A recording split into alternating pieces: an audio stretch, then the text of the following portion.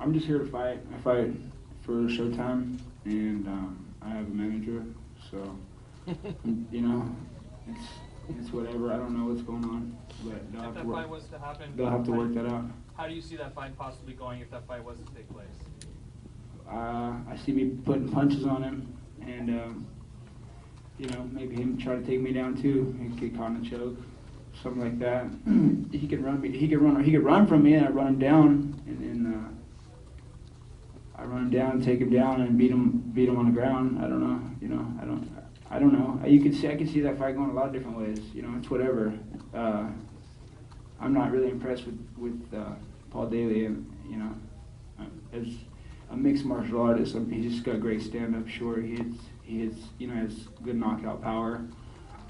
And you know, I wouldn't judge him from the Scott Smith fight. You know, that's a matchup for Scott Smith. He hits a little bit harder, and Scott Smith, you know, I know who Scott Smith is. You got to remember, I live in, you know, like Stockton and Lodi. He lives in Elk Grove, right down the road. This guy's never come down to work out with me in the past. You know, we made our debut in the same day in like a Warriors Challenge. And this guy has never done anything to up his game by like coming to train and learning jiu-jitsu, becoming more technical, having better sparring. I used to work out at Kickboxing Inc. With Eric Regan and Chris Cruz and a bunch of guys out there that, you know, really good pro boxers. And he would come in once in a while and he would work out in the cardio kickboxing class. And I always knew, you know, if that's not going to help him, this guy. So he does his Taibo or whatever. You know what I mean? And then Paul Daley knocks him out, and everybody's like, "Oh, look at Paul Daley, he knocks this guy out quicker than you." And I'm like, well, you know, I went out, I made a show on Scott Smith because I knew that was the guy to do that to. And he was foolish for taking a fight with me in the first place.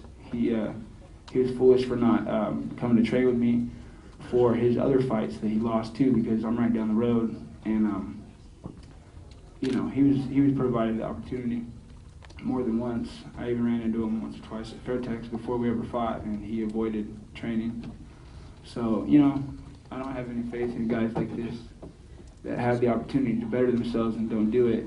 And, you know, so he loses to Paul Daley, so, you know, whatever. If they do match you with Daley, you think you'll approach the same way as you did tonight? I don't know. I might just do karate. Yeah. How do you think that was fair? Some wushu. He's a guy that kicks really hard. I mean, some of the things he does, he's a better puncher than Cyborg. Do you think it'd be a mistake to stand in front of him the way you did Cyborg? No, I don't. I think